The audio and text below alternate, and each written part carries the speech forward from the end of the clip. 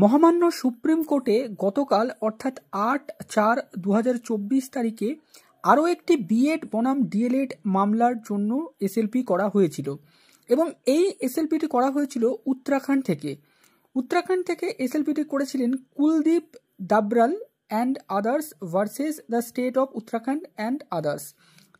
State of Uttarakhand ছিলেন respondent এবং Kuldeep Dabral and others ছিলেন পিটিশনার। মূলত এই এসএলপিটি করা হয়েছিল উত্তরাখণ্ড হাইকোর্টে যে 6/12/2023 তারিখে WPA 574/2019 সালে যে অর্ডারটি পাশ হয়েছিল 2019 সালের মামলার প্রেক্ষিতে 6/12/23 সালে যে অর্ডারটি পাশ হয়েছিল উত্তরাখণ্ড হাইকোর্ট নৈনিতাল থেকে, সেই অর্ডারে যেটা বলা হয়েছিল যে বিএড যারা চাকরিরত রয়েছেন তাদের চাকরি বাতিল হবে, অর্থাৎ যারা NCT 2018 নোটিফিকেশন অনুযায়ী চাকরি পেয়েছিলেন এবং যে চাকরিটা subject to outcome of the writ petition ছিল। তো সেই উত্তরাখণ্ড হাইকোর্টের যে অর্ডার, সেই অর্ডারটাকে চ্যালেঞ্জ করে সুপ্রিম কোর্টে একটি এসএলপি করা হয়েছিল। সেই এসএলপিরও শুনানি হয়েছিল গতকালকে বিএড বনাম ডিএলএড ক্ল্যারিফিকেশন মামলার হেয়ারিং থাকার জন্য এই বিষয়টি হয়তো চাপা পড়ে গেছে, কিন্তু এখান থেকেও গুরুত্বপূর্ণ অর্ডার এসছে এবং এই অর্ডারটি গেছে ডিএলএডদের পক্ষে। যে অর্ডারটি এসছে সেটি কিন্তু অত্যন্ত গুরুত্বপূর্ণ, বিশেষ করে যে সমস্ত জয়নিংগুলো সাবজেক্ট টু রিট পিটিশন হয়েছিল অর্থাৎ subject to outcome of the writ petition, সেই সমস্ত জয়নিংয়ের ক্ষেত্রে সুপ্রিম কোর্টের এই অর্ডারটি কিন্তু অত্যন্ত গুরুত্বপূর্ণ। তো এখানে কি অর্ডার এসছে সেটি আপনাদের সামনে ডিটেলস বলার চেষ্টা করব। দেখুন, এই মামলার যে জাজমেন্টটা বা অর্ডারটা এসছে honourable justice mister BR Gavai এবং অনারেবল জাস্টিস মিস্টার সন্দীপ মেহতার বেঞ্চ থেকে এসছে। ডেট দেখুন 8/4/2024 তারিখে। This petition was called on for hearing today, অর্থাৎ হেয়ারিং করা হয়েছিল 8/4/2024 তারিখে এবং তারপরে কিন্তু অর্ডার এসছে। দেখুন, এখানে অর্ডারটি 4টি পয়েন্টে লেখা হয়েছে। আপন hearing the council the court under the following order, অর্থাৎ কাউন্সিল বা পার্টিদেরকে যারা রেসপন্ডেন্ট এবং যারা পিটিশনার তাদেরকে হেয়ারিং করার পরে কোর্ট এখানে যে অর্ডারগুলো দিচ্ছেন তার মধ্যে 4টে গুরুত্বপূর্ণ অর্ডার দেওয়া হয়েছে। প্রথম যে পয়েন্টটা সেখানে লেখা রয়েছে permission to file special leave petition is granted, অর্থাৎ যে সমস্ত বিএড ক্যান্ডিডেটরা উত্তরাখণ্ড হাইকোর্টের অর্ডারকে চ্যালেঞ্জ করে এসএলপি করেছিল, সেই এসএলপি করার জন্য যে পারমিশন সেটাকে গ্র্যান্ট করছে মহামান্য সুপ্রিম কোর্ট। ডিলে কন্ডেন্ট, অর্থাৎ যারা ডিএলএড ছিল তারা বলছিলেন যে উত্তরাখণ্ডের তো প্রায় 2023 সালে জাজমেন্ট দিয়েছে, তাহলে এতদিন পরে কেন এসএলপি করা হচ্ছে বলে তারা ডিলের অভিযোগ করেছেন।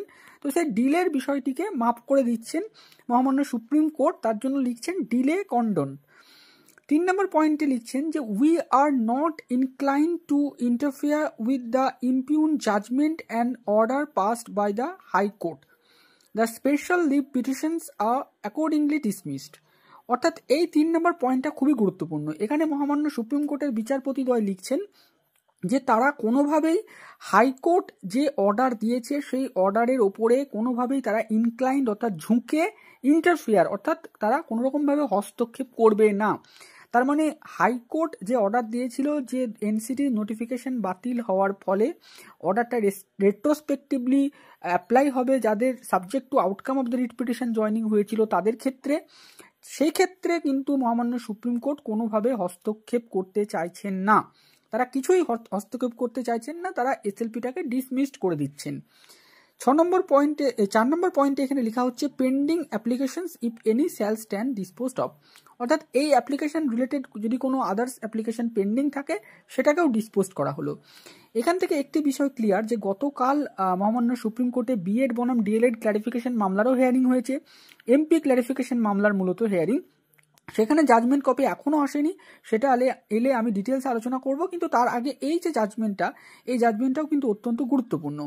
এখানে কিন্তু মহামান্য সুপ্রিম কোর্ট থেকে এটাই বলা হলো যে সমস্ত জয়নিংগুলো বা কাজগুলো subject to outcome of the writ petition ছিল সে সমস্ত বিষয়ের ওপরে সুপ্রিম কোর্ট কিন্তু হস্তক্ষেপ করতে চাইছেন না, বা সেসব ক্ষেত্রে বিভিন্ন হাইকোর্ট যে অর্ডার দিচ্ছেন সেই অর্ডারগুলো কিন্তু বহাল রাখার দিকেই পক্ষপাতী থাকছেন মহামান্য সুপ্রিম কোর্ট। এমনটাই কিন্তু উত্তরাখণ্ড রাজ্যের ক্ষেত্রে হলো, অর্থাৎ উত্তরাখণ্ড রাজ্যের ক্ষেত্রে বিএডদের করা এসএলপির ওপরে মহামান্য সুপ্রিম কোর্ট কোনোভাবেই কিন্তু হস্তক্ষেপ করলেন না। তারা পরিষ্কার বললেন যে হাইকোর্ট যা জাজমেন্ট দিয়েছে বা যা অর্ডার দিয়েছে তার উপরে তারা কোনোভাবেই ইন্টারফেয়ার করবেন না বা হস্তক্ষেপ করবেন না। তো এক্ষেত্রে এমপি যে ক্ল্যারিফিকেশন মামলা, সেখানে subject to outcome of the writ পিটিশনের ব্যাপারে ডিটেলসে কি লেখা থাকে সেটা কিন্তু জানার জন্য আমরা সকলেই আগ্রহী। সেখানে অবশ্যই বিচারপতি জাস্টিস ধুলিয়া স্যার তিনি বলেছিলেন যে subject to outcome of the writ petition joining যেসব ক্ষেত্রে হয়েছে বা বিভিন্ন হাইকোর্টে যাদের মামলা চলছে সেসব ক্ষেত্রে কিন্তু অর্ডারটা প্রসপেক্টিভ হবে না। তো শুধুমাত্র যারা ফ্রেশভাবে জয়নিং পেয়েছিলেন 11ই আগস্ট 2023 সালের আগে যাদের জয়নিংগুলো হয়েছিল তাদের ক্ষেত্রে শুধুমাত্র এই জাজমেন্টটা প্রসপেক্টিভ হবে এবং তাদের সার্ভিসের উপরে কোনো ডিস্টার্ব বা কোনো হস্তক্ষেপ হবে না। আদারওয়াইজ অন্য ম্যাটারগুলোর ক্ষেত্রে কিন্তু এই বিষয়টাকে রেট্রোস্পেক্টিভ হিসাবেও দেখা হতে পারে, এমনটাই কিন্তু গতি প্রকৃতি এগোচ্ছে। পরবর্তীতে ডিটেলস যখন জাজমেন্ট আসবে বিএড বনাম ডিএলএড ক্ল্যারিফিকেশন মামলার অর্থাৎ এমপি ক্ল্যারিফিকেশন মামলার, তখন আমরা বলবো। আপাতত এই যে অর্ডারটা বা জাজমেন্টটা বেরিয়েছে এটা উত্তরাখণ্ডের বিএড প্রার্থীদের করা একটি এসএলপি থেকে এই অর্ডারটা এসছে। তো ভিডিওটি এই পর্যন্ত। ভিডিওটি শেষ অবধি দেখার জন্য আপনাদের সকলকে জানাই অসংখ্য ধন্যবাদ।